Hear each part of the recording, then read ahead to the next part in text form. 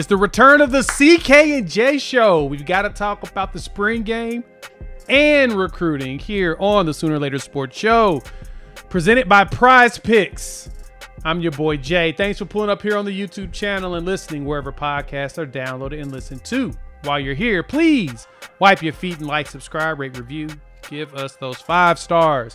We got a great one for you all today. We got the great Collin Kennedy back in. We finally got back together. We're going to talk a whole bunch of ball. We're going to lead off and talk about upcoming spring game. Spring camp is wrapping up. And of course, we've got some good thoughts. We'll talk about recruiting because we know some players are going to be in town. And so we got to talk about who we're excited about. And yeah, we'll take a few of y'all's questions. So make sure you hit in the comment section. And yeah, we'll go from there. CK. Happy Wednesday, man. I appreciate you pulling up. Happy Wednesday, sir. Is that a new presenting sponsor for the show? It is. Prize Picks is now here. They are the #1 sports pick application in America, and they have decided to show us some love. So yeah, check them out. Use our code HMA, and they will hook you up. Play $5. They'll give you $50 in lineups. So yeah, you like that? Gotta love having a new sponsor. The chemistry getting you set up for good business. I do. This is why you're here, man. It's we're in each other's head. We're right there, and I had to let you do your thing. Get the make sure the check's clear. But yeah, man, I appreciate that. It's a great Wednesday because the pads will be popping soon, right? And I'm extremely excited about the fact that here in a second, we're going to get that reward. Yes.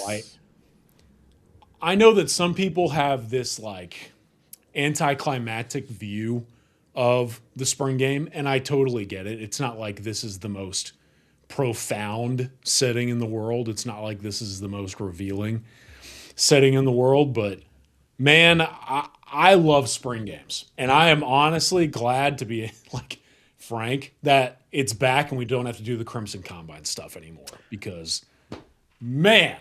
All right, let me lead off the show with this. If anyone watching the show in the chat has Crimson Combine gear or memorabilia, I have been putting out asks because I'm desperate to get some for the office. As I'll put it right here on the shelf, the Crimson Combine memorabilia. I have been searching far and wide for one piece of gear from it. Did they have gear? Because I don't recall seeing any when I was there. And I would have probably bought something, but I don't remember seeing anything. Now, granted, I didn't look that hard, but yeah. Look, I am with you in the camp of everybody else in regards to the combine. It was I didn't have an issue with it. It was fun seeing the drills and seeing the 707 little bit of stuff, but I wanted a game. Yeah. But after the year of injuries that we had, I understood why they said, you know what? I'm going to proceed with caution. They had a 10-win season. Totally here for it again. And I'm glad we've got the game. Now, it does suck that everybody's talking about how it's not going to be televised, which, yeah, that sucks. Great for us, though. I mean, pre-show, I was like, hey, is it kind of lame that it's not going to be televised anywhere? Yes. Is it great for business for you and me? Absolutely, because literally whatever we say after that spring game is going to be law, and I am very excited about that. I'm not going to mislead. You're not going to mislead, but totally going to mislead. Just make sure you're keeping up with SoonersIllustrated.com. Make sure you're keeping up with Unfair Sports. Make sure you're subscribed to the YouTube channel here. Head to SoonersIllustrated.com. And what is our promo code? We'll have everything covered for you. That's great. Right. What's our promo code we've got for Sooners Illustrated right now? So normally, if you watch Unfair Sports and the Sooner or Later Sports Show, I toss you the Sooners Pod 60 promo code, which gets you 60% off. However, in the spirit of spring ball and the basketball portal window, which, you can go over to SoonersIllustrated.com and get 60% off your membership no matter who you are. If you're watching this, if you know somebody who's interested in checking out not only the site, but the entire 24/7 Sports Network, you want to read team intel, you want to read portal updates from any team in the FBS, Go check us out, SoonersIllustrated.com. Sign up today. Jay's over there too. He'll be on the boards providing his little news and nuggets. Throw a little something in there. I need to get more active. I plan on it now that we're back getting closer to football season. So we got to talk spring ball. So thank everybody. Thank you all for pulling up. Make sure you go to Sooners Illustrated. Get that 60% off. Like, subscribe their YouTube channel as well. Same as mine. And check out our people over there at Prize Picks. I think one of the last times I was on the show, you were at 20.9-ish K subscribers. It's been fluctuating. It's still right there. I'm 6 away from getting back to 21,000. Six subscribers right now. Let's do 6. it. That's all we want is 6. We can get that. We'll be happy, right? Actually, get me 10 because it's going to still fluctuate. But anyway, besides that, Collin, let's dive right into the meat and potatoes, what people are here for. Yeah. You've been back. I know you've been back and forth. You've been to some of the practices. You've checked out the kind of what spring camp looks like. We've had some ups and downs, a few injuries of players that have hurt our heart. But for the most part, how you feeling about camp, especially with the new transfers that are in town?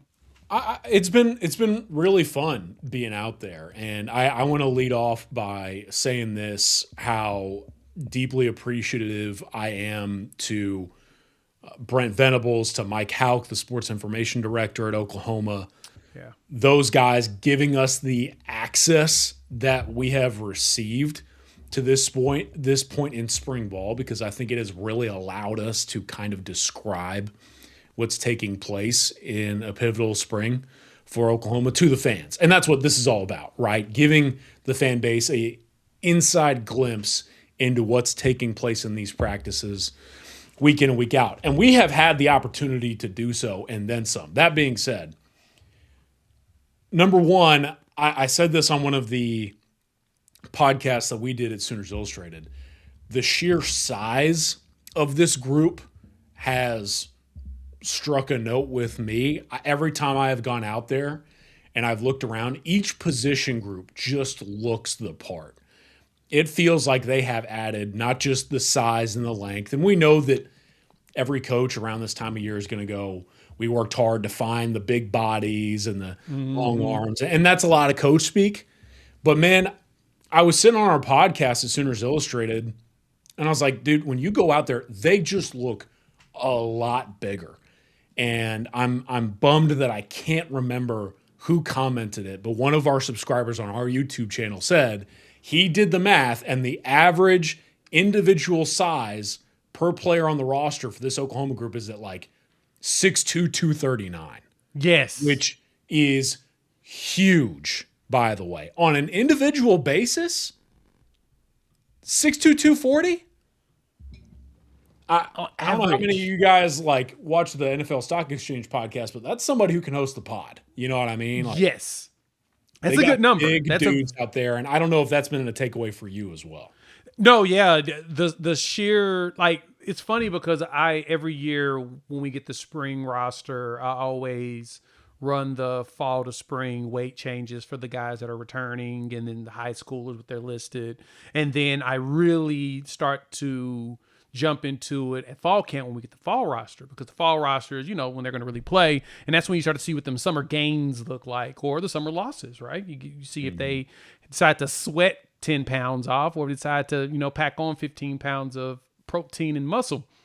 They may eat a whole bunch of Uncrustables, which shout out to my guy, Taylor Heim. Hopefully he's, stuffing his face with more of them, get them bulked up for next season. But I noticed that losing Dom, G-Baby, and like our Mason and Marvin Jones, size-wise, we lost a good amount of big guys there, but it wasn't detrimental. Let's put it that way. Stoney as well as Jaden Jackson are still in your 310 range. Ozuwalu, who, dog, I ain't never seen a dude 270 with a six-pack like that. That was a terrifying picture that I saw of him with his family, and I think that he's going to be fun to see because he's playing both interior and exterior, and he was talking about how he's working in between the two. That's a scary thought. If you can play him at the 3 technique or even a 4 eye, and then you slide him out there to the edge, and they're like, wait, are you guys running only a 3-man down? Or wait, there's 4 guys. Like, what are we doing here? This does not compute in the brain for some of these coaches or teams. It'd be all over the place. That got me excited. Like, okay, we've still got size. And I think, and we kind of talked about this slightly about a month or so ago, but this is the one thing I noticed a lot more of as we focus here on defense. That linebacker room is huge. Most of them 6'3" up. Yeah. Kip, Jacob Curry. I mean, some of your younger guys, really, right? Kip, Owen, whenever we figure out what's happening with him tomorrow, they're really only ones under 6'2". For the most part, it's really a lot of from Bathurst to Cole Sullivan, Nesta, Marcus James. The one that are probably going to hit the field, 6'3" plus. It's a big linebacker room, dude. Well, and Heim would have contributed to that too, obviously. Of course, yes. And unfortunately, hearing that, I haven't heard an official diagnosis, but what I've heard is that it's probably end of season for him. Nah, not good. It's not good. It's not good. And if that's the case, go ahead and just, munch on those Uncrustables. Get yourself to about 245-ish at 6'6". That's still lean. That's still, you'll still be able to leverage your speed, but you'll be able to hit a little bit harder.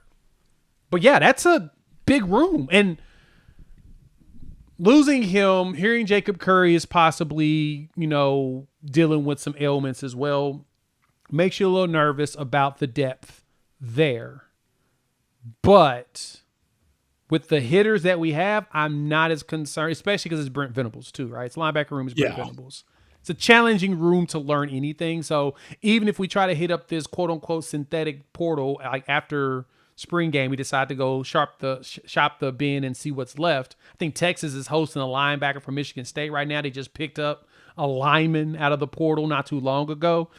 Teams are still grabbing portal guys for the summer. I don't see us really doing it, but let me ask you on that. Do you think it makes sense to possibly go look for one more linebacker just to add additional experience? As of right now, I would say no. And I would also say this. I'm actually really glad that you led off with the linebacker group of all options, because it feels like we should probably partially lead the show with this. Mm-hmm. So much hinges on the Owen Heineke decision tomorrow. Like, I know that that's an obvious statement, but man, the picture changes and then some if that decision goes in Oklahoma's favor and in Owen's favor. And there's a couple of reasons for that. First and foremost, obviously, that would be something to celebrate for a good human being like Owen Heineke. But also, he's unquestionably one of your best overall football players on the team, should he be able to return. That said, if he gets approved and he is able to play, I don't see that addition coming down to wire. Especially because, I've reported this in the past on our site at Sooners Illustrated, so 60% off, sign up if you want to. I have heard that should Owen Heineke return to the roster, you're suddenly looking at like, okay, the 3-man rotation that they had with Kobe McKenzie, Owen Heineke, and Kip Lewis, well, now that becomes Kip Lewis, Owen Heineke, and instead of Kobe McKenzie, Cole Sullivan, who definitely contributing to the size that you're talking about. James Nesta in the picture for sure. Does he become kind of that Sammy Omosigo? Do they return to the 2-line hockey shift like they did at the start of the season? Or, we've heard, and this is something that I think got glanced over during spring practices, one of the more important quotes from Brent Venables. He said, we're cross-training James Nesta at a number of different positions. Yep. And we have heard that maybe Nesta gets a look over there at Cheetah as well. Ooh. And so nothing is definite. A lot hinges on, do they want to keep Nesta inside? Do they want to work those rotations? Is Owen Heineke even around? But man, to your question about adding and the depth, you've got a Marcus James, you've got some of those other guys. Yes, you lose Hyman, that's tough. But Owen Heineke comes back. I think that's the addition that you celebrate and you seek until further notice. No, I agree. I think Heineke is the push. And so far, based upon the responses I've seen on the legal side, I'm not an attorney, but talking to our attorney friend, Chris over at Horns Down, he came on and talked about it, that the argument is there to point out the inconsistencies of the NCAA that could lead to this being in our favor. And like you said, that to me is very beneficial to Oklahoma and Owen. And you get him 3-man rotation, which is fascinating that Nesta could potentially run in the Kendall Daniels role of Cheetah, because that's exactly what they're about the same size. Nesta is a big dude, and he's quit, which is, I still watch him. He quit baseball because he was a pretty good recruit. I remember looking him up in North Carolina. Pretty good recruit. Yeah, I'll say this too. There we go. We lost you there. I lost me for a sec. Yeah, but it makes sense that you would want to cross train. Correct. Because you do need, with Heim out, you're going to need that additional. You need a bigger Cheetah. Yes, that is required in the work of the Brent Venables defense. And I think we all know that that's not necessarily anything substantial. I mean, it is interesting, but also like Heim was cross-trained between Cheetah and linebacker. Newcomb is still working at Cheetah and some corner. Yeah. Powers is going to have the ability to play Cheetah and some safety. Like, all of these guys are learning multiple different positions because we know the system that Venables runs. I did want to, if you're watching the show, feel free to hop in the chat, and I would love to answer some questions with me and Jay with you guys and chop it up. But I believe it was, who was it? Was it Jake's 1490 that asked, yes, anybody know when the news will break tomorrow regarding Owen? So the case is going to start in Cleveland County at 8:30 a.m. Central. And from there, it is anybody's guess. It could be before lunch. It could be hours. Yeah. I'm hoping that a decision is made sometime before like early afternoon-ish. And the reason why it's not necessarily a firm timeline, there are going to be several people taking the stand during this hearing, from Jim Nagy to Brent Venables. And when you get a lot of football people in a room, navigating something as spider-webby as legal cases, I have to assume there's going to be a lot of talking, right? Yeah. So 8:30 a.m. is the start, expected start. When it's over, we don't know, but give a few hours for the actual proceedings to take place. And then I would say keep your head on a swivel, midday, early afternoon-ish would be my best guess. Yeah, I'm in the same boat as you when it comes to that. That it's probably, I would like it before noon. I don't think we get anything before noon. I think it's going to be a later in the day type deal. It's going to make us all sweat, unfortunately. But, we do have Oklahoma, alum being the judge, similar to the case out there in Mississippi for Trinidad Chambliss. I'm honestly still trying to figure out why Trinidad's coming back. He's probably a first-round quarterback. Like as much praise as I'm seing, it just doesn't make any sense for him to come back, but whatevs. I just want to say I'm glad that Robert Wall EGIR 8677 picked up on what I was putting down there, because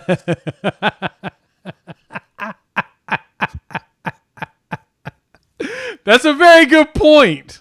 That's very fair. Somebody tweeted that out. Right. I think it was Brady Trantham from OU on SI. He was saying he kind of did a mock conversation of what it would look like, and it was BV basically going on for like 4 hours. It was amazing. It's like, yeah, I think BV is going to be very reserved in that portion of it, but at the same time, yes, that is actually the best part, and that's a very good joke because that is hilarious to think that BV is going to take We're thinking the same thing, Robert. But yes, Yeah, good job, Robert. That being said, like, to expand on that, you just don't know how long all of these different people who are going to be on the stand are going to go. And then, it actually has to be weighed by the judge. And so I'll say this, and this will be my last thought on it, and then we can move on to actual spring stuff unless anyone else has any other questions for the two of us. But like, what I will say is that like a week or two ago, I talked to some people in the know, and they expressed optimism, hopefulness. They felt like the case is going to be pretty strong. And then when the NCAA provided its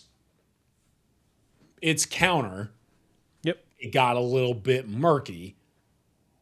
I think as time has gone on, some of that optimism has been restored, especially because I think Heineke's legal team has done an outstanding job assembling the facts and presenting a case that, at the end of the day, the whole thing you need to know is that Heineke's legal team is going to present in front of the court the extreme inconsistencies. It is. There's so many of them there. And I've made this argument a few times on here, and then we're gonna take a quick breather, and then we're gonna go. I'm gonna make a couple picks with our friends at Prize Pick, and we're gonna talk offense because I really want to get your thoughts on the way that's going. Oh yeah, we got a lot of defense too. Yeah, we got a little bit more to go on defense too. But I've mentioned this before on here, is that the NCAA over the last couple of years have been saying that they want to adjust the redshirt rules for all sports outside of football to mirror football's, because football is the only one that gives you a 30% buffer of you can play 30% and still redshirt before you consider burning a year, where everything else is the minute you step on the court. The second you step on the court to field whatever for spring sports, you immediately lose that year. And they want to change that. They said that they don't. They've kind of shown in ways it's truly not fair to do that, to make those rules different for football and then from everybody else. And it's like, okay, the last couple of years you've been talking about doing that. I think that's kind of the best argument that they can make there in the court for Owen, is that, well, y'all been saying y'all been needing to change this for a while. Here's your opportunity to do it. Make the change. Make it a fair across all sports rather than singling out football only and then making all the other sports say, nah, you don't get any buffer for redshirt. You either make it everybody gets a buffer or nobody gets a buffer. I think they got a good argument there, if you be honest. That's been my thought behind that argument. It's there. You can do it. I mean, the medical redshirt stuff I've seen has been pretty consistent. You show you've been hurt most of the year, they could give it to you. But the redshirt rule that don't exist in the spring is pretty much a hindrance to all these kids. What are we doing? Yeah, maybe on the next CK and J show, we can talk about how illiterate the NCAA is sometimes. I'll answer some questions here really quick. So what is the meeting tomorrow for? Justin Brunson, 6174 asks, Owen Heineke seeking an injunction to try to play another season of college football at Oklahoma.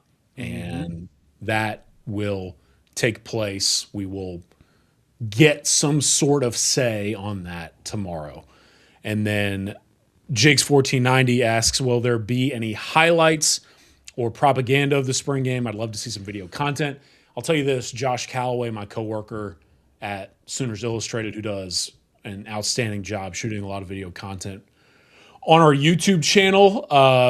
Go look for Sooners Illustrated 24/7 Sports YouTube channel. I just talked to Josh on the phone.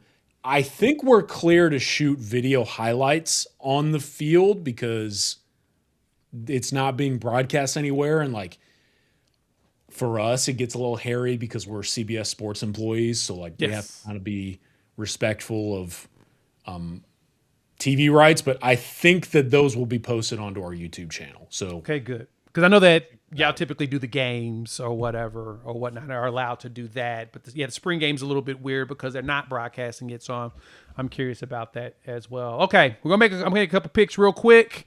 I want to talk. Let's start with let's finish up on defense with some of this spring stuff. And then we got to talk recruiting too. So we got some defense. We'll talk offense. We'll go recruiting. But first off, All right, let's make some picks for tonight's game. Shout out to our partners there at Prize Picks, the #1 sports pick application in America. It's very easy to do. All you got to come in here is make a couple picks. Pick 2 or more players. Pick more or less on the stats. So like right now, Paolo Banchero, we'll go ahead and take him for the Magic. They need it because, it's play-ins, right? So we're going to go and take advantage of that. Jalen Suggs, I think he'll probably hit 3 threes in this one. But I don't know if Banchero is going to get 13.5 in rebounds and assists. We'll pick him on the less. Steph Curry, can he get hot tonight and get his squad into the playoffs over the Clippers? He's going to put up a lot of points. But I don't think the Clippers are going. I think the Clippers end up winning that game. And I'm going to stay on the less with the Paul George piece because, it's Paul George. You can now even click on the player. You can see how they played over the last few games. He has yet to hit over 21.5. So, of course, we're going to go ahead and take less on him. I don't trust Draymond, so we ain't going to touch him on anything rebounds or rebounds assists. Nah, but I'll take him on the assist side going less. Give me some Kawhi because I think that he actually a maximum amount. So I picked 6 players here based upon this one. We're going to go ahead and put that in there and pick 2 or more up to 6, more or less on the stats, and boom, you are in there. So hit that submit button. Check them out. Prize Picks. Use our code HMA. Link is also in the description below. They're going to give you $50 instantly when you play your first $5 lineup. So I'm playing my $5 lineup. They're going to give you $50 for doing this. So check them out. Appreciate you all diving in. Let's get back to the show. Thanks for pulling up. Y'all hit that like button. If you're new to the channel, subscribe, rate, review, give us 5 stars. Collin Kennedy with Sooners Illustrated 247 Sports. Always great to have him here for the CK&J show. We talked a little defense. Yeah, and I want to lead this off and kick it to you so I can get your takes on some things here defensively. I will say Oklahoma Lone Wolf. Resend your question. I may have missed it in the chat. I've been trying to check. But yes, for those of you in the chat asking, spring game will not be televised at this time. No. So Oklahoma Lone Wolf, resend your question. We'll get it. So I don't really have a lot to talk about on the secondary. I think we kind of know the deal there, right? That's the best part. Yeah. Hey, your defensive backfield's pretty set. That's awesome. Yeah, has it been a few? I mean, when's the last time you could say in confidence about the Oklahoma secondary that you felt this good about them? I passed that question, but I feel real good about them this year. I have been told that both Eli Bowe and Cortland Guillory have had really good camps. I was told the Bowens, after that string of games where they went back-to-back, like big plays against each other, I was told the first day of spring practices they both had an interception. So they kept doing that stuff. Consistency. I'm here for it. Cortland Guillory's been balling. I've heard Jacoby Johnson's had a good spring. Reggie Powers is Reggie Powers. Jeremiah Newcomb's the one quick guy I want to talk about. I'm pulling hard for Jeremiah Newcomb. Have heard some good things. And here's the thing. When the starter is out, they call the backup in. I'm not saying that it's going well. You know what I mean? Like you would be if you're in the chair, you'd be in a better spot. This channel would be in a better spot. But I got the call. I'm the backup quarterback in this situation. I'm deer in the headlights. Newcomb, I'm pulling hard for him. Thank you. I'm pulling hard for Eric Cooper to take over the spot again so I don't have to scrub it up. But unless you have any thoughts on the secondary, I wanted to ask you about the defensive line. That's real quick on the secondary, I think the only thing I'm curious about, for one, is I am excited the fact that we're returning all these guys. And because that was the one thing I felt bad for Jay Valai on. Like, I was, of course, a staunch defender of him, and it was more so because I was like, dude, unfortunately, he's bringing in a bunch of transfers to fill these gaps. Mm-hmm. Every year we've had transfer guys in to fill different gaps and stuff, right? But this year, actually last season, he didn't have any transfer guys out there. It was his recruits. Eli, Cortland, you have, it was Gentry when he was healthy, Jacoby, right? Davon Jordan. You had all actual recruits, which is awesome. And of course, Same thing you had with Brandon Hall, except for they went and got Kendall Daniels to add as the cheetah moving around safety guy. Mm-hmm. But for the most part, it was really just your dudes. And that's something that's a rarity. You don't get that very often. And that defense has shown that majority of them have been their own guys. And so as I transition from there, that's basically the synopsis on the secondary, what you got on the D-line. Because that is now where we're starting to hit that. There's some young players we're excited about. We hope they transition. And we also brought in some portal guys just to make sure we got enough experience in there. So give me the defensive tackle you're most interested in watching on Saturday. So I'll lay them out. You got Trent Wilson, Nigel Smith, Bishop Thomas, or I'll give you Kenny Ozawalu. A, B, C, or D, which one are you most looking forward to seeing out there and why?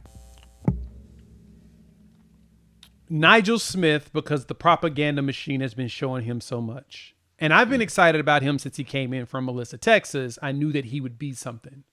And dealing with injuries and everything, but he looks healthy and it's pretty exciting. I want to see what Nigel does. My second one is Trent, because I feel like Trent's now pushing himself to where he wants to be in that 2D. Granted, we've got some other young players, which is a very good problem to have. You've got some other young players that have the energy and ready to get in there also that want to. But the Trent and Nigel show are truly where my excitement lies right now. Because if they can, I put it this way, they can get in there and be disruptive, I'm going to be excited. I may also be mortified. Because you're going to be asking the question, is the offensive line up to snuff? Right? Like, if your defensive line dominates, means your offensive line sucks. If your offensive line dominates, your defensive line sucks. It's just the nature of the beast. I want to see a balance in between. I want to see some dominance on both. But I do want to see if those two can be as disruptive as I'm hoping, because we're going to need some dudes. We're going to need at least 4 dudes behind Stone and Jaden Jackson to make sure that defensive line is shored up like it was last season. I think my answer for the sake of discussion is going to be Bishop Thomas, because we have heard so much about this guy. Yeah. A lot of it, the discourse surrounding him has been Brent basically saying, yeah, he looks weird. And then you're like, dude, I'm like, all right, man, he kept saying stuff like that. And I was like, Brent, in my head, I was like, there's no way. And then I met him in person. And I was like, huh. He definitely kind of has, I think Brent called him the fun crazy uncle. Yeah. I get it, but like at the end of the day, to make it more professional in football terms, he's not the most physically imposing defensive lineman you've ever seen.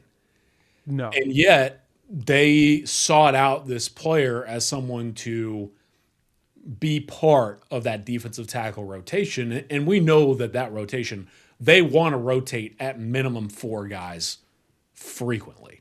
Yep.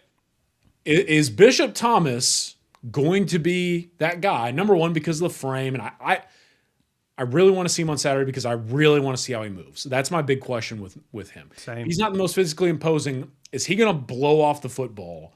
And am I going to sit there and go, yep, I get it?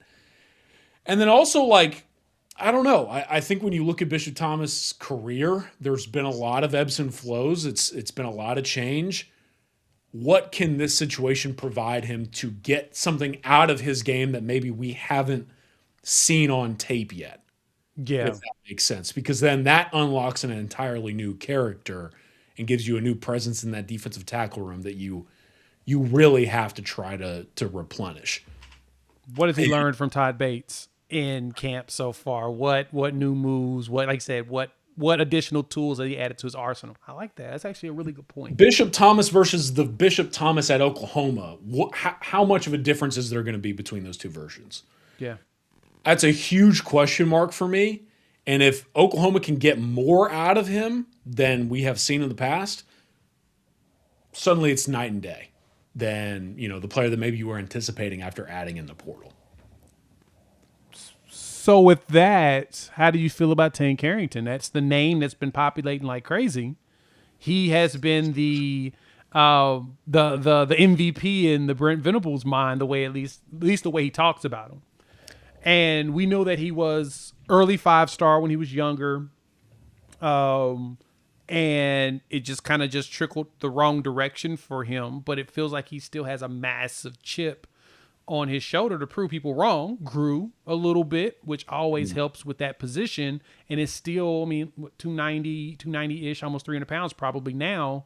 And BV saying he's gaining like 5 pounds a week in the weight room while also just running through somebody's face. Is he one that's going to find a way as a true freshman like Jaden Jackson did on the field? Is he going to find his way? Is he going to be able to crack through all of these great recruits that we've gotten and make his way on the field too? Huge question for me, and you as someone who, we talk ball with behind the scenes, that Tank Carrington is one of my big question marks, because having worked on the back end of the recruiting industry, I know a lot about Tank Carrington's journey to get to Oklahoma. And let me put it to you this way. I could give you a whole synopsis, an in-depth description of a lot that went on for Tank Carrington and his path to Norman. But some might know, at the Navy All-American Bowl, I'm the guy that's doing height, weight, hand, arm, wing measurements for all 100 of these guys. And when he showed up in San Antonio, I'm the guy that verified him at 240-something pounds. The frame difference was noticeable. He was thin. And I remember, at the time, Oklahoma was recruiting him, but not to the similar degree. And I think people forget, too, that Oklahoma and Tank Carrington kind of went their separate ways at one point during the process. And then right. I remember that. They reconvened. And there's reason for that, right? Tank's high school career was so full of change that what I desperately want to know is, he gets to a place like Oklahoma, he gets with a coach like Todd Bates, he gets in an organization like they have that provides a stability. What does that provide for him? In his game. He's got natural tools. He's got talent. Speaking of Bishop Thomas, he told me that the nickname for Tank Carrington right now is Tankosaurus in the defensive tackle room. I didn't know that you could expand a nickname like Tank, by the way. I didn't know that was allowed. Add more to it. Yeah, that's it. News to me, but learn something new every day. I brought up those other four because I think we all kind of know, at baseline level, what those guys are going to look like. Tank Carrington, year one, I have no clue. And I am excited to at least get a sense of that during the spring game on Saturday. Same. I want to see what he can potentially turn into. Do I see him making his way in as a contributor super early? I don't. But I would not be surprised if he found a way to rotate. You still got Brian Harris that we're ready to see as another freshman. You got, of course, Trent. We just talked about him. That's excitement. Edge-wise, though, Daniel Collier, this has got to be his year, right? This is it, right? This is the year, right? We're going to get the Danny experience that we hoped for his freshman year, right? Yeah, and I'm not worried about it, to be honest. That's what I didn't think. See, I felt the same way about him. When I saw him, I think we're going to get that athletic dude that's going to be – because he was showing us some flashes this past season, and that's what got me excited. What was that? Was that the Kent State game? He got his first sack, and I was like, oh, okay. The violence is starting to show, and then you start to see him. What was that, against Tennessee? After our Mason got hurt, you're like, I think he's about ready. I think we're at the point where he's ready to take over, and with PJ being down, should be this moment now. Now, depends on how PJ comes back healthy. If Kenny ends up playing on the edge with him. I'm really curious, though. I got to ask you this. BV talked about Gilmore could be the next Taylor Wine. You buying it? I don't know if I'm ready to buy yet, but I have heard good things about Wyatt Gilmore to this point in spring practices. He's one that when you went with the edge, I immediately was like, all right, it's time to talk about Wyatt Gilmore because that's the other guy that I'm really excited about learning something about. Wyatt Gilmore at 24/7 Sports finished as a 4-star recruit, was outside the top 247, but was one of those like outside 90s. And typically, when you got a heart and hustle guy, it's like, what is the long-term NFL draft potential? But Wyatt Gilmore was like heart and hustle plus plus. I mean, that dude was hard-nosed as anybody, and you liked some of the physical makeup at 6'3" to 6'4", 240 pounds. Some decent play strength. There was two-way snaps. Like, he was really interesting as a recruit coming out of a state that was fairly under-recruited, not the best competition. But for Wyatt Gilmore, it's such a big thing is just about where is he at athletically? Where is he at play speed-wise?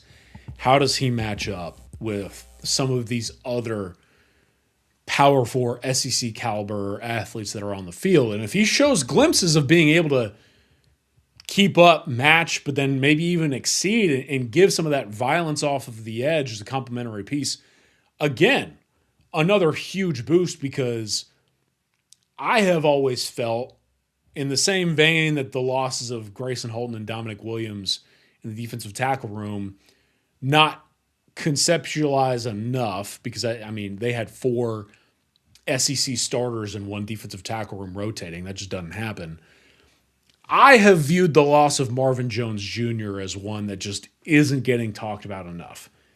I thought MJJ gave them a veteran presence, some stability, a really quality rotational piece, and at times Marvin Jones Jr. was a tone setter for them on the defensive line. Do they have that in PJ Wyatt? Like, I think they have it with those top 2 in Okoye and Taylor Wine, but the rest of the group, especially Wyatt Gilmore, if he can be kind of that tone setter and earn some time on the field, I am curious to see if he's close to being that kind of guy during the spring game. Yeah. No, and that's actually a valid point. Is he going to be that guy? Is he going to be that kind of guy? Right. Going into even after spring camp, going into fall camp. That's a valid point. Because I agree, Marvin Jones Jr. was probably one of the more underrated losses out of that room as a veteran. And you even losing R. Mason sucks. Of course, you got one of the best SEC guys in the country gone. Yeah, you kind of feel it. Yeah, you do. You're gonna feel him, but then when he gets hurt, you really see where Marvin Jones is able to contribute, along with, of course, a Taylor Wine. Question is let me see, bringing in edges wise and looking at it, is it gonna be Kenny Ozawalu as that guy that could fill that? Or I guess the next question is, you go down a list of players we currently have, from Shield Knight to CJ Nixon to Jake Krill. Yeah. Like we talked about Krill here as a freshman that we think may end up seeing the field early in. Kind of feels like he may be the guy that ends up hitting the field early. And things work out right. But like you said, if Wyatt Gilmore, if he's gotten the strength and his effort maintains, of course we know he's going to be a big high effort guy. But if his strength gets to where he's a heavy contributor, he may hold off the young pup for the year. But as the NFL guys, some of the NFL guys have been pointing out, they think we could have 3 dudes on this defensive line going the first round, which is wild to me to think, but it's not absurd when it comes to Brent Venables. Yeah. Because he did that in it was at 17 team or 18? Was that with Dexter Lawrence, Austin Cleveland? Bryant, and defensive tackle for the Raiders and the Dolphins. Christian. Yes. And then Cleveland Farrell was on that defense as well. Yes. But Farrell wasn't part of that draft. At least I don't think. He was on that same defensive line, those 4 guys. Yeah, that was a draft. Whew. Wilkins. Christian Wilkins. There you go. Christian Wilkins. That's what it was. So you had Wilkins, Lawrence, Farrell, and Bryant were all guys that got drafted. Farrell was a first rounder to the Raiders. Lawrence was a first rounder. Wilkins was a first rounder. Yep, he was. And I want to say Bryant was like a day 2 guy. I think that was like post natty. Yeah, that was after that second natty that they got. That defensive line was nasty. It was so nasty. And can we do that again? Can BV give us that? Because that would be huge if he could do that. I'm 3 first rounders on the D line. I'm going to answer some quick questions before we go to the offensive side. The good news is my wife says she will not be able to leave her accounting firm until after 7. So I got more ball time afforded to me. Shout out tax day, man. It is tax day. I'm glad I did my taxes last week. Gosh, that was a stressful time in my life. But I survived. Shout out to Mrs. Kennedy. That's the first time I called her that. She's in the trenches right now on tax day. Someone asked me a question. Oh, here we go. My guy, Stevie G02. Shout out to you, my friend. Question for CK and J. Has this been the best spring in the BV era? Ooh.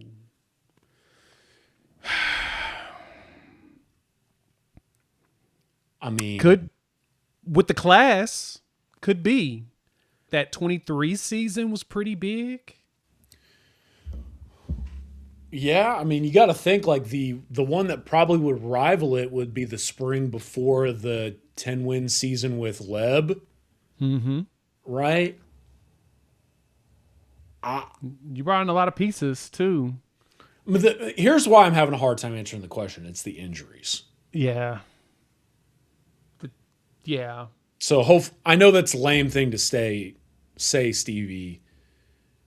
But it's hard for me to be convicted in my response when like there's so many guys down, you know. So many. The health is going to be critical for us. But I guess the good thing in some of this spring injuries is that it appears that we're very much cautious about everything. We're not rushing into a single thing. Like all right, seems like you got some issue, put a blue jersey on them, get a little training in, work with the trainers. We're going to chill. We're not going to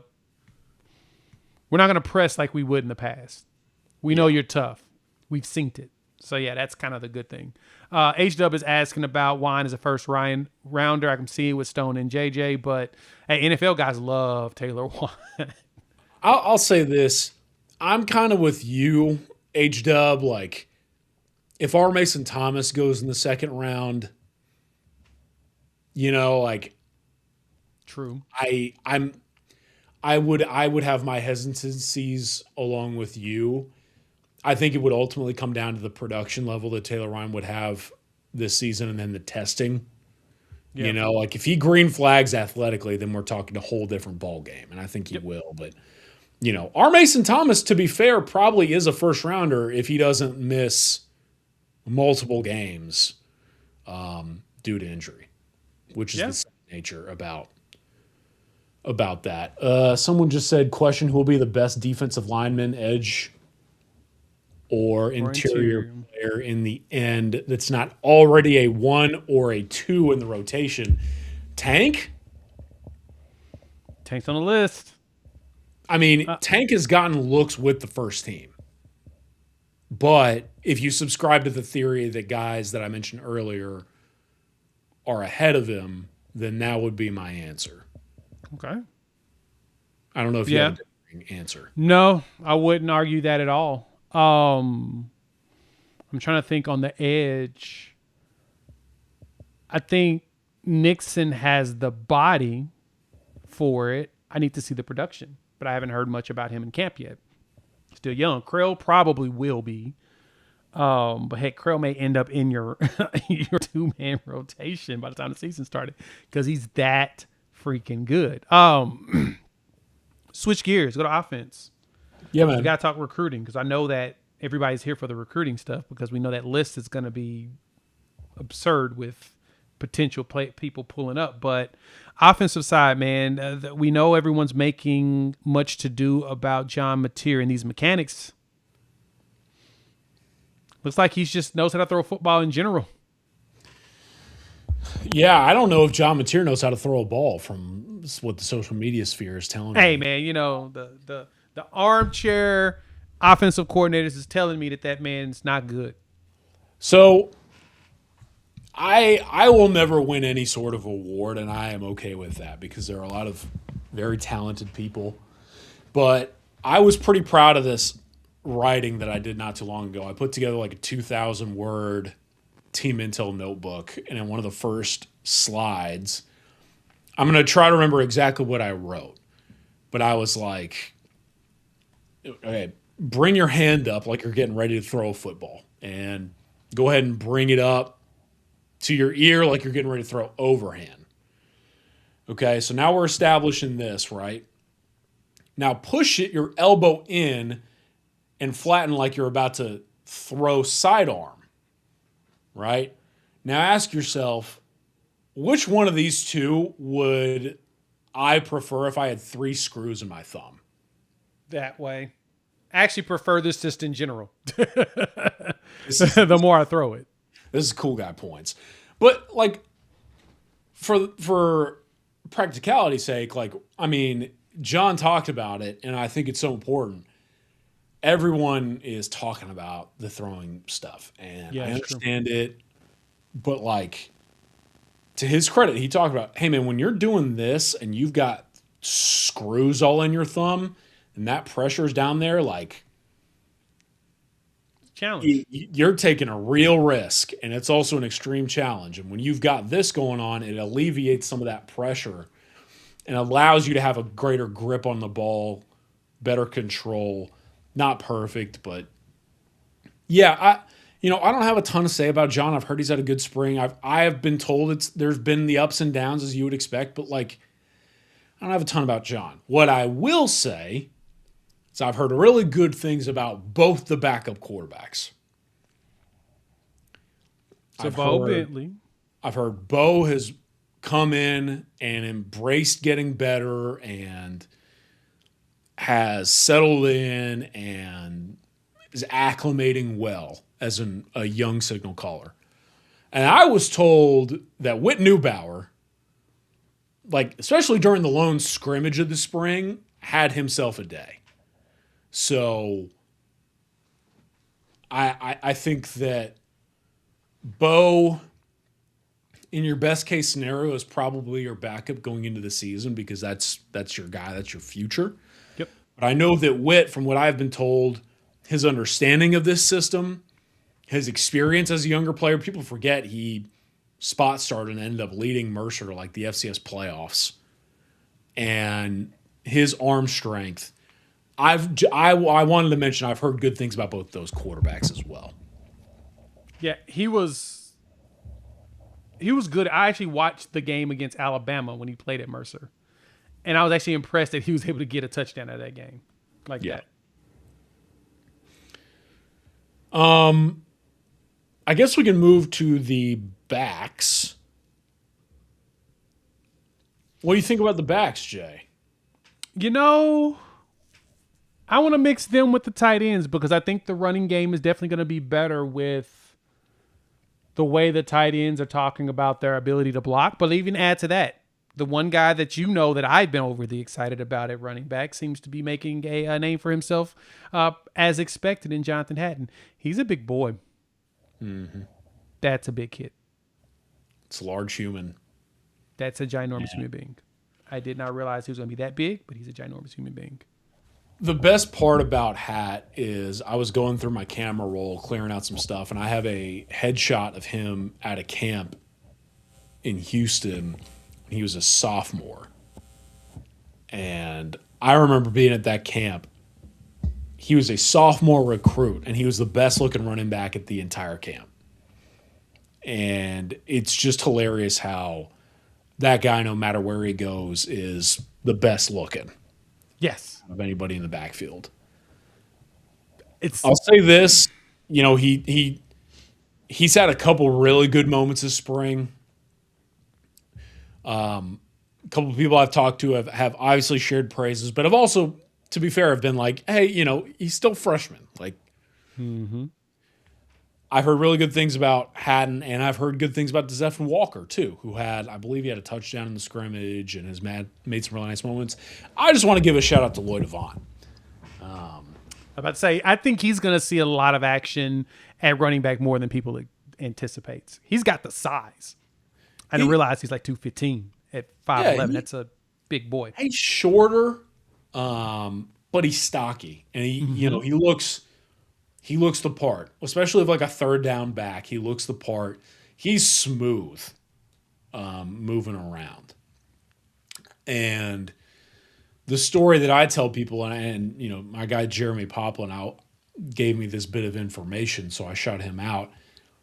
Back when Lloyd Avant was at Tulsa and Tulsa was making the changes, Lloyd Avant was courted to go into the portal after one of his first few seasons of the ball, and one of the programs that he was hearing from was LSU. That was years ago. Goes to Colorado State. He played in that backfield with another guy that I'm very familiar with from back in the day. And I watched Lloyd Avant a little bit when he was down in Houston as a really productive player. I give that guy a lot of credit. He's had a really good spring. He's been that veteran stabilizing presence in the running back room, and going to do some kickoff return stuff as well. I think he deserves some flowers for what he's shown to this point. Agreed. And him being able to give us a return game, kind of a big deal too. Did that a lot for Kevin Wilson at Tulsa, and that's something that we need. We returned 2? I think the number was 2 kickoffs last season. And that was like it. And one was on accident, I think. Or it was 3 and 1 was on accident or something like that. It was absurd. It's like, dang, we not returning the ball? I get it. You want to play it safe, but it'd be nice to have that in your arsenal to make things harder on the opposition. But even besides that, first you got to make sure you got a run game, and that's where those tight ends are going to come in. Like being able to do an outside zone and feel comfortable with it. Like having tight ends that can block is a big deal right now. Like we knew Kennick wasn't the best. He had a lot of work that he needed to do. He had his moments, though, where he figured out how to get in the way the exact way you needed him to open up some holes. That Michigan game was probably the best example, and Javonte Barnes was able to help milk, 8 minutes off the clock? Because he was just randomly hitting linebackers. May not hit him the way you wanted him to, but when he'd hit him, he'd bounce and turn and be right in that way. And you're like, oh, hey, okay. We got a lane. Now we got dudes that are built for this. Hayden Hansen, as ginormous of a human being as he is, that's all he talked about is, oh, y'all going to be excited about this run game. So I guess the big question is that having better tight ends with this more veteran offensive line, is it really going to make that big of a difference next season? As I know a few people have asked in the comment section about even Witten and his impact with these tight ends. Feels like we're going to get both, CK. And we needed this. We ain't had a 1,000-yard runner since Eric Gray. That's a long time ago. Yeah, I don't have a ton to add about the tight ends outside of the fact that they're really good. So take it. I like good tight ends. I've been told, quote, Hayden Hansen's a badass. I've been told Rocky Beers and the competitive catch knack he has been strong. I've heard Jack Vanderslayer, Trinae Washington have been really good. In the interest of time, the tight ends are going to be fine. Like I've got a lot of faith in that group. That feels so good. I even saw a catch by Kay McIntyre in one of the propaganda videos, and I was like, "Whoa, we got a Nebraska sighting." Didn't know that was going to go down. Okay. Salute, Mr. Mars Jams. I appreciate the shout out, my friend. hold on. As we go to the receivers quickly, unless you had anything else. Someone had a question about Petit and Rogers. There we go. H-Dub 34, 527. Who gets more rep? Who gets more reps? The true freshman this season, they shouldn't see much at all. Jasir Rogers or Jaden Petit or other. Kick it to you, sir. Wow. We're going to start a poll on that one. Because that's a good question. It's probably, to me, it feels like it's going to be a Rodgers thing. Because I feel like, based upon what we're hearing, he's the more refined receiver. Petit is probably going to go out there and just win your one-on-ones. Have no problem with doing that. Rodgers would be out there in the flow of your offense, and teams would lose track of him. It's kind of like what you were hoping out of Elijah Thomas. But Elijah, and even BV mentioned this, he played both sides of the ball in high school, and he was just the most athletic dude on the field. So it was kind of just like, I'm just going to go do my thing. Where Rodgers may be in a similar circumstance, focused mainly on wide receiver, and you can tell in the refinement of not only his route running, but like I said, the ability to exist in a play, and it's not just him one-on-one with a dude, or even designed for him. You got to get more of that. You need that, because that is where a Jacob Jordan is dangerous. Like, you wonder why when he hits the field, the dude's wide open. It's because he's really good at just playing in the flow of an offense. Mm-hmm. We need our guys to be better at that. And I think this year 2 in this system for most, and even year 1 for the others, but being to be taught by people that have been into the system for at least a year, that's going to be something that help. Like, Mackenzie Aline has been like the name that we're hearing the most about as one of the portal guys. The transfer of information and knowledge should look like the 23 team and less like the 22 team. Because I'm going to be honest, felt like our offense reminded me of the 22 team, but we just had a really good defense to make sure we could get over the hump in most of these games. My answer would be Jasir. To that question, I think Petit is still very much developing and learning, but I've heard he's had really good moments. Rodgers, I think, is probably a little bit more ready-made at this stage. On the receivers, here's what I'll say on this. We know what the deal is. I mean, your top 3 is set. My one thing about it is, obviously, it's going to be like, okay, what does Elijah Thomas do? Is Jermichael Carter the forgotten man? Sucks that both those guys are dinged up this spring. I just want to say this. There are some people, who, in a matter of breaths, will go from, I can't wait to find out who the next Owen Heineke or Taylor Wine is, to Mackenzie Aline's making plays. This is dumb as hell. What happened to our football team?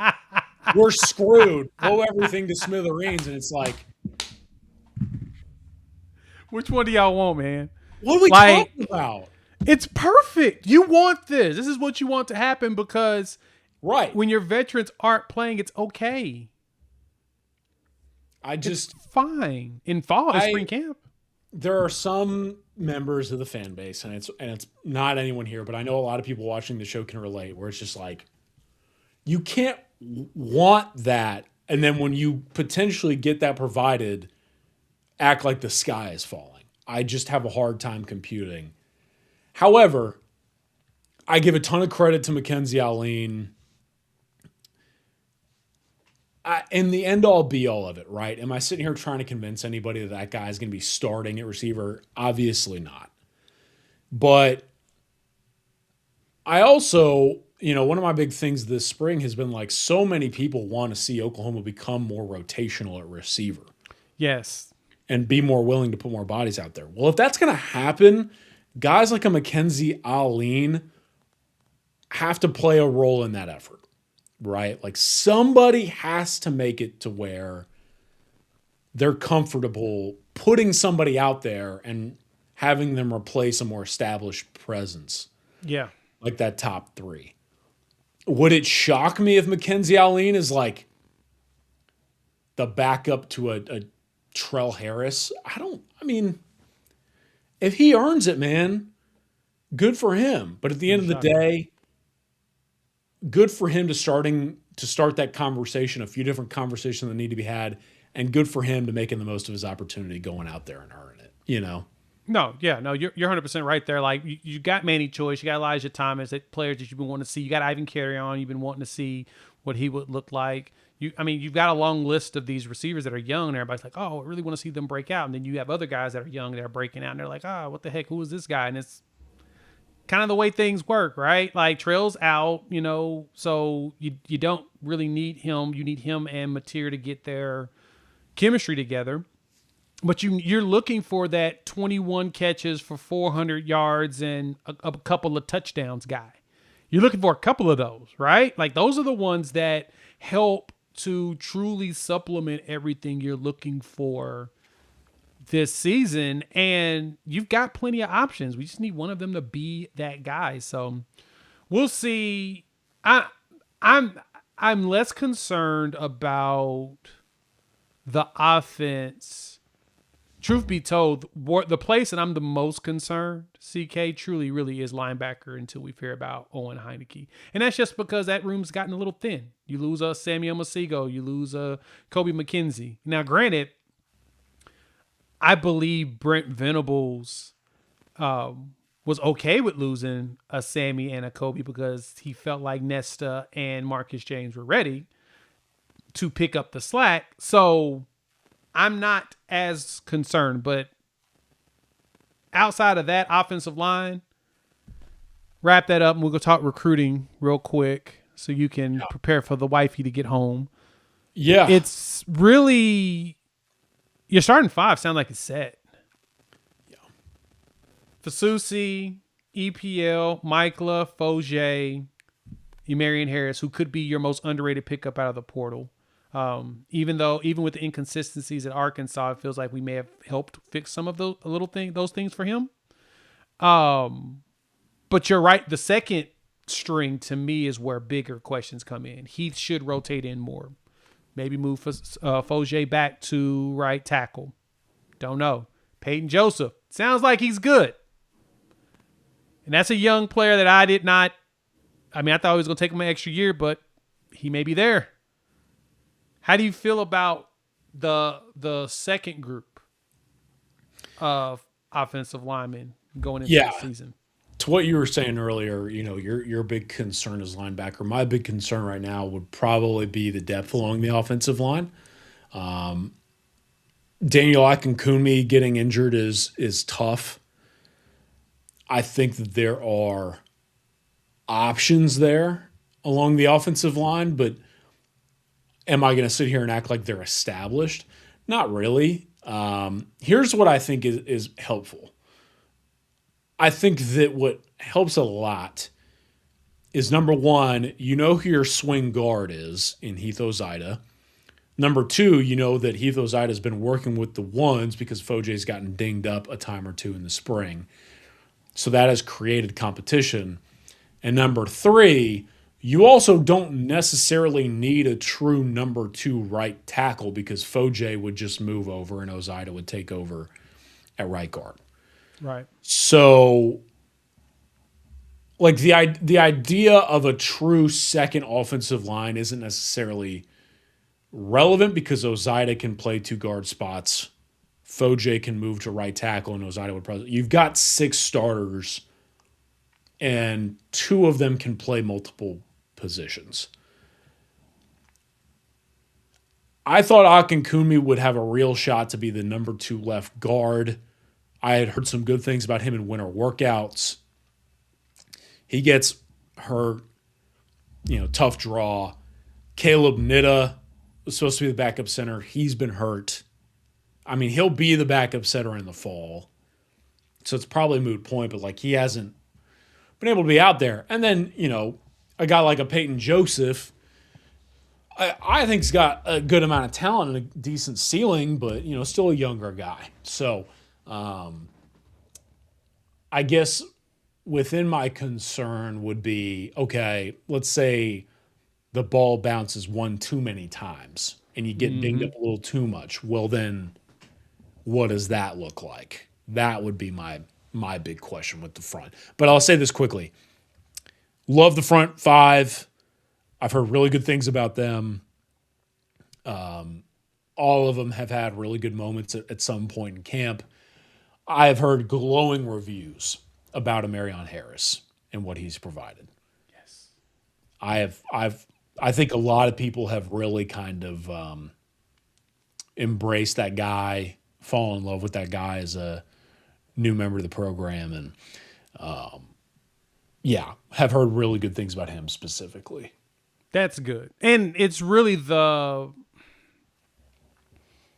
line is young. Yeah. Period. Right? Susie and Fogier is a great example of young. EPL is very young, all sophomores or redshirt sophomores, but everybody else behind them, for the most part, are super young. Now, I mean, Fred Hinton, you bring him in, he's probably going to find a way in he's probably going to be a rotational guy as your tackle. He could be your swing. He has some experience, but he's also young. He'll be a sophomore. Like, you've got a lot of youth. Like, it felt like it was like purposeful. They got the one veteran they really needed, Amarion Harris, but everybody else was young pieces. Like, that felt like it was by design. And I've always said this staff really loves their recruits, and it shows in who they bring in as transfers. They really love their recruits. That's who their focal point is. So, yeah, we've got some work to do there, but if we stay healthy, we should be good, or at least get some of these young players ramped up. I think we'll be all right or whatnot. So, all right, we've got visitors coming this weekend. Yeah, man. I know you've been compiling your list, probably still waiting for some final confirmations and stuff. We know a lot of our commits should be in town, from Seneca Driver down to Cade Penny, Correct. Cooper Hackett. I saw Jamison Roberts tweet out he'll be in town, so you're getting a lot of those. Any particular players that has gotten you excited about them potentially or confirmed pulling up? Yeah, I think that in 2027, that's obviously where you kind of have to start. Yes, most important. Uela Wolfgram, all name team, 2027 Edge. Say that again. Violent. Uela Wolfgram. Uela Wolfgram. Uela. Note it. Violent football player. 6'3", 245, 250 pounds. Projected defensive end out of the state of Utah. The state of Utah, man, treating Oklahoma well, especially in this cycle. Wolfgram knows Crew Jones, who is the lone OU edge commit in this class. So that helps. Yep. Those two have a relationship. Wolfgram is getting to know Bodie Sparrow as well, and he's getting to know Bodie kind of through the Oklahoma sphere. So I think that's helpful. Plus. And then Wolfgram, I mean, he told me, he was like, I watch Oklahoma on TV. I can't believe I'm going to go there to that stadium in person. And he said, Maple Mountain. I think you passed me the retweet on this, but he said, all right, go ahead and put out that I'm there. I said, all right, do you want to give me a quote for the graphic? And he said, I can't wait to see where the great all day play. I was like, stock up for this guy. Oklahoma is going to love this dude. As soon as he told me the all day in all caps, I knew what he was doing. I was like, hey, man, you better be ready. Your phone's about to blow up. He's seen the discourse on social media talking about that and how we all just rail in on people on no, it's not AP. Yep. Alan Patrick. AD all day. And he put it in all caps. I was like, oh, yeah, he gets it. Some guys will tell you that, oh, yeah, I watch Oklahoma. Somebody who says all day, I ain't no joke. You know? Obviously, he's legitimately locked in Oklahoma. Watching his tape got me excited. When you posted that on the offer and everything in the article, and I read through it, so let me go look at this kid's tape. Yep. And I was like, oh, he is violent. Oh, he's gonna cause problems. So how do we get him before he start? And then now he's starting to blow up. Others are starting to see what he's about. It's like it's one of those when certain schools offer certain players, other schools immediately jump on board like, oh, let's go look at him too because there's a reason. Yep. And his stock's gonna fly. He's gonna continue to go up. Him and then was a Siona Falila, who we're starting to see. He's got a commitment coming up on the 27th. I haven't seen that he's going to be visiting, but man, that'd be nice. I think that they're in the market for another defensive tackle and a couple more edge rushers, and I think that both of the guys that you just named are very much in the mix. Now, what you need to know about Wolfgram quickly, and I'm going to talk about this on the site. This visit specifically, in my opinion, is pivotal because, yes, Wolfgram has like 7 official visits scheduled already. Yep. As someone who's covered recruiting for 9 years, the read that I have on the situation is that Michigan, who just brought a lot of those staff members over from Utah, if you remember where he's from, that staff has recruited Wolfgram for a long time. They're bringing that relationship to a place like Michigan, and I think the Wolverines are kind of setting the pace. Is Oklahoma one of the better suited to not only challenge but potentially overtake? I would say yes, but we're about to find out literally this weekend, in my opinion, right? Like, yeah. If this visit is anything other than like tone setting, then this one probably lands somewhere else, you know? So that's why I think that this visit specifically is so important for Wolfgram. So I guess if you see him in the stands, you know, say what's up, give him a welcome. And we were texting back and forth. I was like, yeah, man, they usually pack it out. Like, you should be able to have a pretty good experience. I think that this experience for him is going to be really important. The other 27 guy I want to talk about really quickly, Trenton Blaylock, Torrey's younger brother.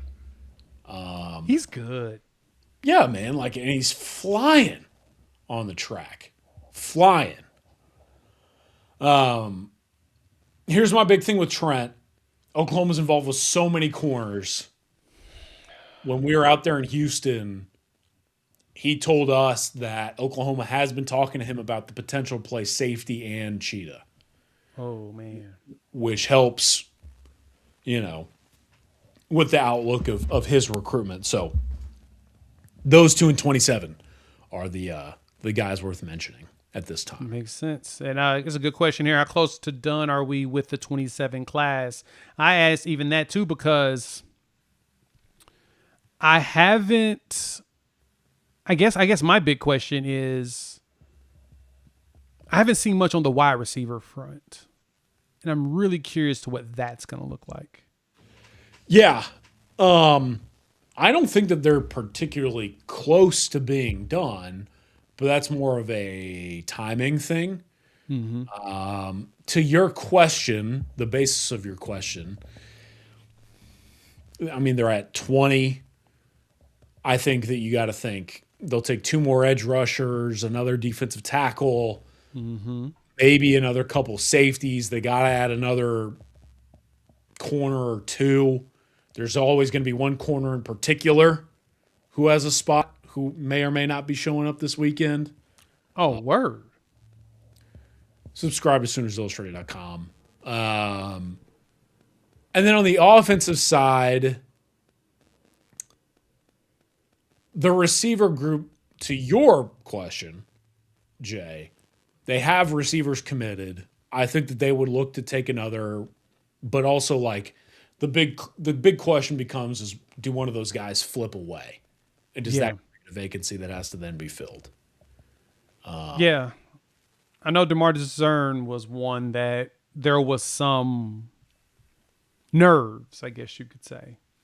Yep. Because he's flying even more up the charts and the talent is showing. And the UCLA has been killing it on the recruiting trail. I had heard from some folks in the agency space about the happenings there, and it seemed at one point kind of inevitable that maybe he explores options. I think that's calmed down a little bit, but I mean, we're still, months away from signing the dotted line. And then, Trayvon Hall from the state of Alabama, we'll see on that front as well. So that would be my other big thing is receiver, not just adding, but the shifting. I could see them trying to get another tight end. There's a guy down the road that's always been, We need to get him. I don't know about the linebacker down the road, but I know we need to get that tight end down the road. I know everyone wants to drum up the stuff about the linebacker down the road, but the linebacker down the road is already leaning towards a particular program. It has been for a while. So it will take a shift this summer, which I'm not ruling out, but that's there. I mean, his brother is there too, so I totally get it. Now. Yeah. And then I think the other thing that you would probably mention as well is the running backs with Keldred and Jackson Stokes. Think they're going to add another? Because that feels like that's your room. No, I think more so about like, do they lose one? They then go and add another. Keldred feels like he's locked in after the whole Notre Dame stuff kind of fell through and Notre Dame grabbed their two running backs. Stokes, he's been quiet. I'm going to be honest. That's been very quiet. And it could be one of those where it's one of those so quiet of like Des Walker was. Committed. Ain't got nothing else to say about it. I'm good. Yeah, man. I mean, I'm not particularly worried, but also like obviously I've heard a lot about Keldred and there was a lot of shiftiness going on there for a while, even when he was telling Dylan McCullough, like, I'm locked in, this is what I'm doing. So you just never know. But True. and yeah, I've gone out to Montgomery as well. And I've learned a little bit about some other stuff behind the scenes that maybe allow some other programs, if they want to try to push. But yeah, I think that's the basis. I'll say this too, though. This weekend, before we get out of here, 2028 is going to, be a big deal. Yes. Camion Compton-Nero, in-state star, Xavier Okafuluweze's teammate. I got asked on the site today, like, who would be the guy in 2028 for Oklahoma? Like, who would be the crown jewel? And I think it would be somebody like a Camion, just being an in-state star who's very personable and has been prioritized from the jump. He's up there. My guy Keone Snipes, that's one of my favorites. Him and Jamison Roberts, that duo, that's significant. And then the guy that I want to get us out here with, because there are several others. I talked about this on our podcast, but could be on the verge of our first true Dabo Swinney versus Brent Venables recruiting battle with Jay Shell. Really? Yes. So Jay Shell, linebacker from Rabun Gap, lived in Clemson for a while, and because of that, grew up a big Clemson fan. However, when he was growing up, while living there, he met someone named Brent Venables when he was in the 4th grade. And grew up with Brent and Brent's family.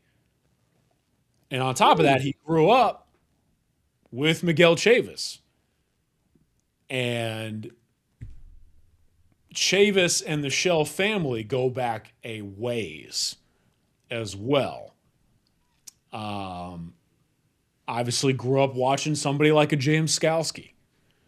And the big thing right now is Jay Shell still doesn't have the Clemson offer